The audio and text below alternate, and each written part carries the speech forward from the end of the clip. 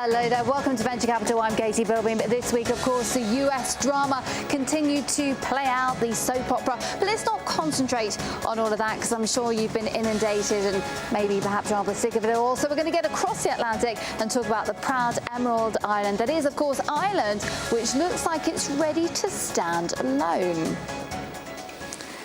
According to Prime Minister Edna Kenny, Ireland will become the first Eurozone country to exit an international bailout.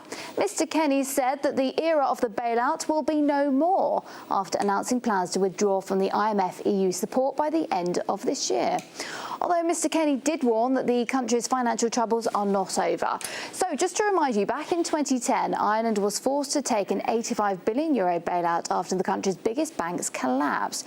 But fast forward to 2013, and it's not just Ireland's leader that is optimistic, but in July, ratings agency Standard & Poor's upgraded Ireland's credit outlook from stable to positive because the country's debts were falling faster than expected.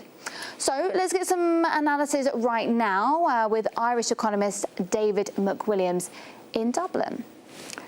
So, David, good news for Ireland then? Well, it's neither too soon nor a particularly good thing, not least because exiting the IMF EU Troika bailout is regarded by the state, or at least advertised and marketed by the state, as being the sort of end of the crisis. But we will still be borrowing substantial amounts of money next year. The growth rate of the economy hasn't increased in any material way. And ultimately, exiting the bailout is you only end up paying hedge funds by borrowing from pension funds. I mean, that's what it means in proper English, in clear English.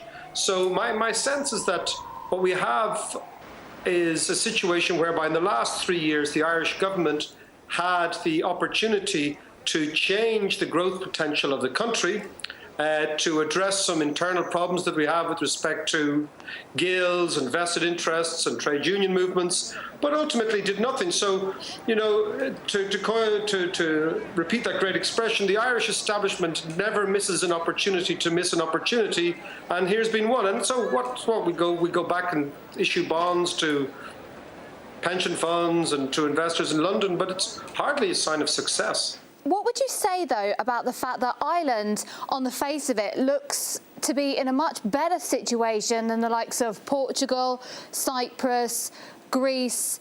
Would you say so? What's Ireland doing? I mean, it's a very, very different economy to Portugal or Cyprus or Greece, in the sense that we have some parts of the economy which are probably the most productive in Europe, if not in most of the developed world.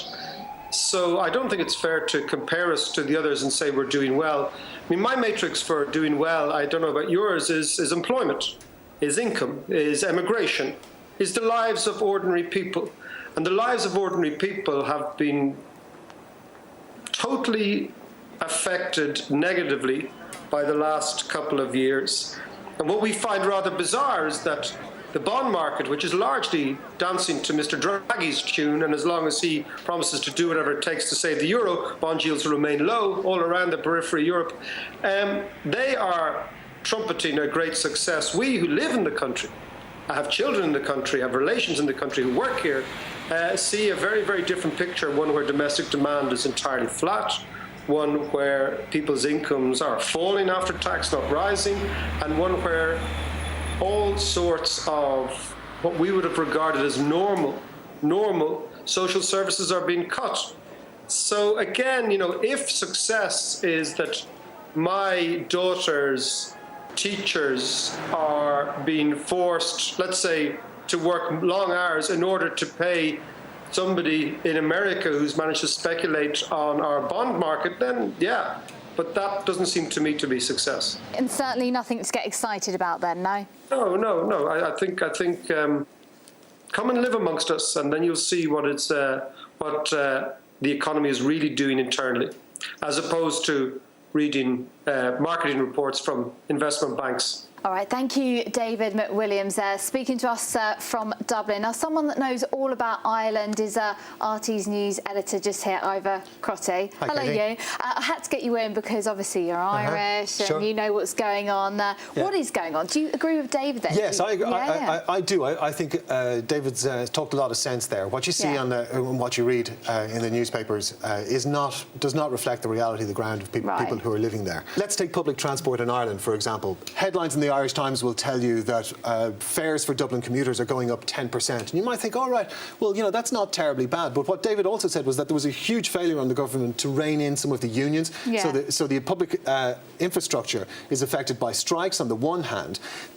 What you don't know and what you don't see is that the average length of a commuter train, it's called the DART, that brings commuters in and out of Dublin, the average length has been reduced. So commuters are being squashed. Right. Yeah? Literally. Into smaller trains. Right. And Ouch. they're being asked to pay more. Yeah, so the squeeze is coming from all sides. Yeah, this is what you don't see in market reports or as David mentioned. Because I mean, I'm focusing on the data because the data is reasonably optimistic, and I said about the Prime Minister's comments this week about coming away from this international bailout package fund. That, to me, that seems positive, though, because they're going to stand on their own. They're going to be independent, no longer reliant on international help. Am I reading this wrong or what? I think in the to use the cliche, he would say that, wouldn't he? Enda Kenny's a Prime Minister who's on the back foot. He's just suffered a humiliating defeat in a referendum where he tried to abolish the upper house of the Irish Parliament. This would have reduced the number of checks and balances, obviously, in the political system. I think the Irish people have been asked to pick up a pretty heavy burden. OK, we'll leave it there. I want to chat to you all day about this, but I can't. But Ivor Crotty, thank you so much indeed for your insight there. A little bit of Irish charm here on Venture Capital today. Thank you there. Switzerland is famous for its clocks, its cheese, its banking secrecy, and well, most importantly, in my view, it's chocolate, of course. The world's largest offshore wealth centre, Switzerland, it signed an agreement convention with the Organisation for Economic Cooperation and Development, otherwise known as the OECD. Now, the agreement means sharing banking information with dozens of other countries. So I'm now joined by Hans Kaufmann, Swiss politician and economist, for more information on this particular topic. Do you think that this is a good thing for the global economy? Do you think that this is more transparency, less kind of black market shadow activities going on? Do you see this as a positive move? No, I'm still very much in favor of privacy. Privacy has not necessarily to do with tax evasion, because when we introduced the banking secrecy between the two world wars, we immediately also introduced the world highest withholding tax of 35%. So in Switzerland, you cannot really cheat taxes on income from bonds or shares because 35% of all these revenues are directly going to the state. But the problem is that you have foreign instruments from the EU, from the United States, where you do not have withholding taxes. That's the problem. So one could also have solved the problem by introducing globally substantial withholding tax. Do you think, as far as Switzerland's economy is concerned, it could be a bad thing, a negative impact? It can have an impact because we currently are saying goodbye to another 100,000 to 200,000 foreign customers. Especially US customers are not accepted any longer with most Swiss banks. I fear that we will lose maybe 2 billion in revenues. Hans Kaufmann there. Thank you for your time. Time for corporate news now then, and it's not just Russia's football team that's going to be making its way to Brazil, but also a Russian pharmaceutical company. The St. Petersburg-based Biocad pharmaceutical company will open a $40 million facility to produce generic versions of a cancer-fighting drug and 2 other medicines in the south of Brazil, taking advantage of Brazil boosting its spending on medicine for public health programs.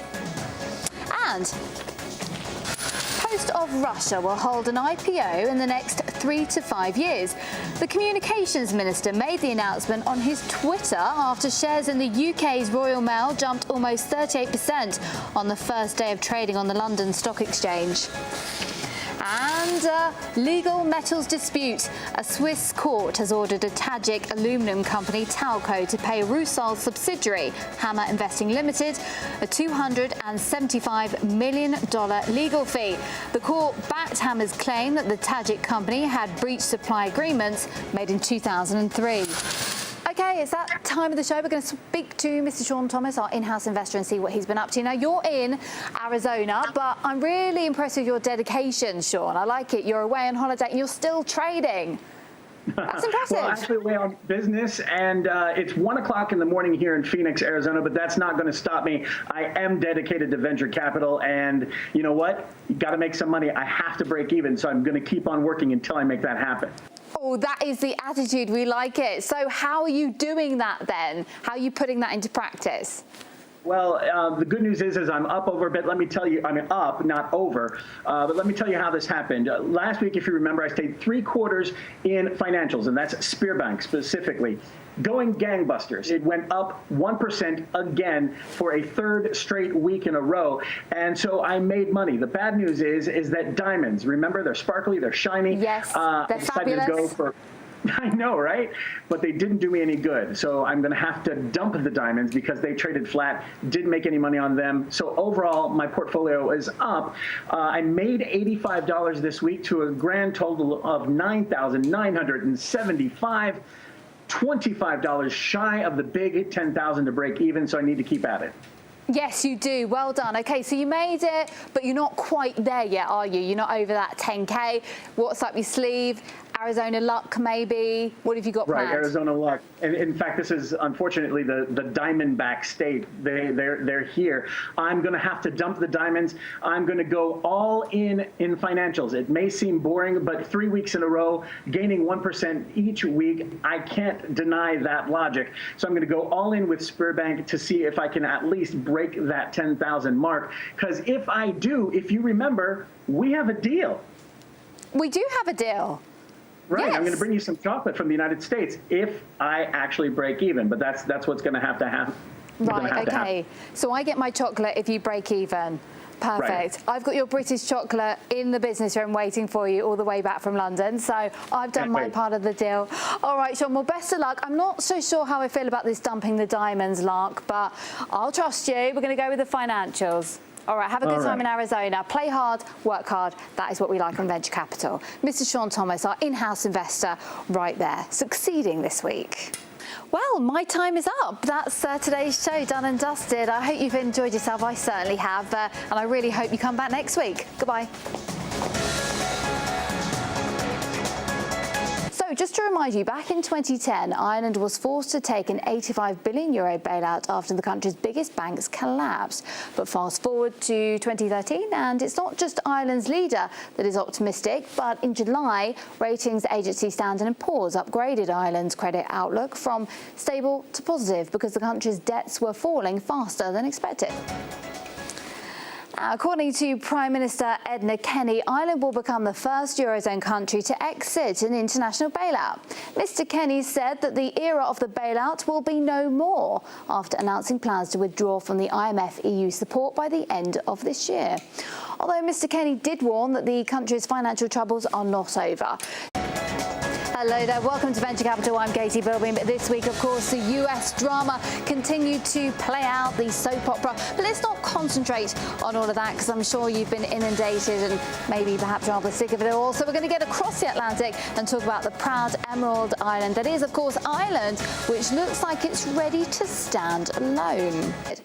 So let's get some analysis right now with Irish economist David McWilliams in Dublin. So, David, good news for Ireland then?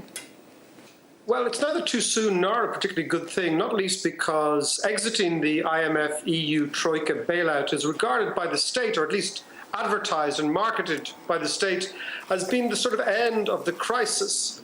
But we will still be borrowing substantial amounts of money next year.